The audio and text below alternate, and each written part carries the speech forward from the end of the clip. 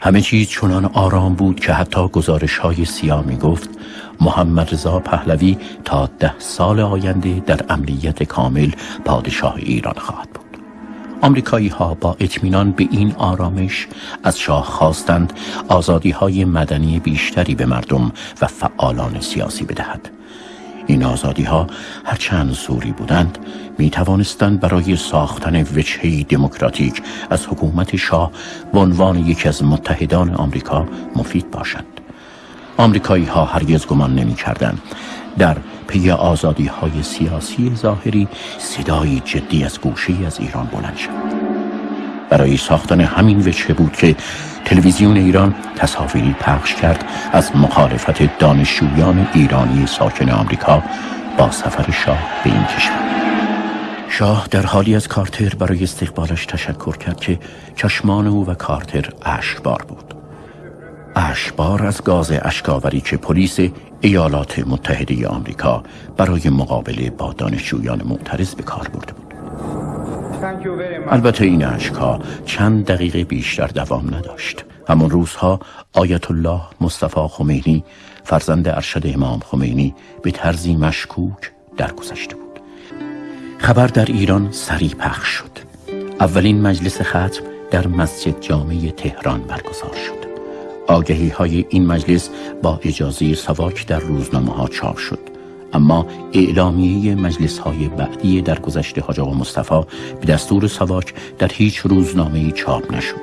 گفت پس از اینکه قاصد مصطفی خمینی در نجف فوت شد، این جریان وسیله شد که در ایران مجامع ترحیم مرتباً تشکیل بشه و خلاصه عدم رضایت سیاسی به این قسم خودشو بیان می‌کرد که شاه را از این بابت خیلی عصبانی کرده بود این جلسات و این مجالس ترحیم.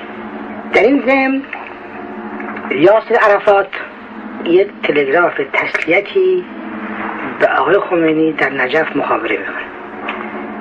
آقای خمینی در جواب یاسر عرفات میگویند که درد و محنت من روزی پایان میگیره که ملت ایران از شر این آدم جابر مثلا فارغ بشه، راحت بشه.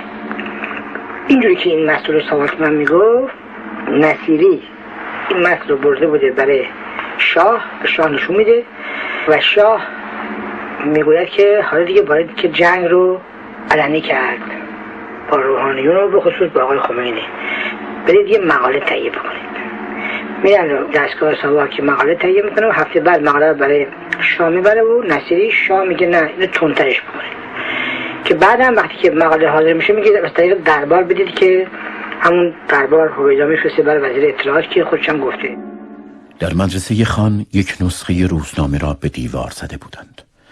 همه نمی توانستند مطلب را ببینند و بخوانند. بنا شد طلبه‌ای که جلو ایستاده مطلب را با صدای بلند برای دیگران که عقب ایستاده‌اند بخواند. اما او نتوانست این مقاله موهن را تا آخر بخواند. طلبه ها از مدرسه بیرون ریختند تا به منزل مراجع بروند و کسب تکلیف کنند. از 17 دی ماه تا 19 دی ماه سیل مردمی که به منازل مراجع می رفتند تا کسب تکلیف کنند بند نمی آمد.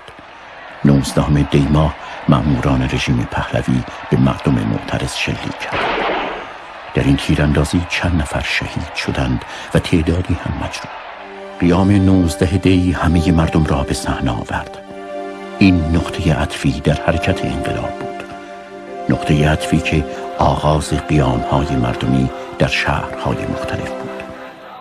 حادثه‌ای که به برکاتی منتهی بشود از قبیل برکاتی که قیام 19 دی از سوی مردم قم به دنبال خود آورد، این چنین حوادثی در دنیا کم است.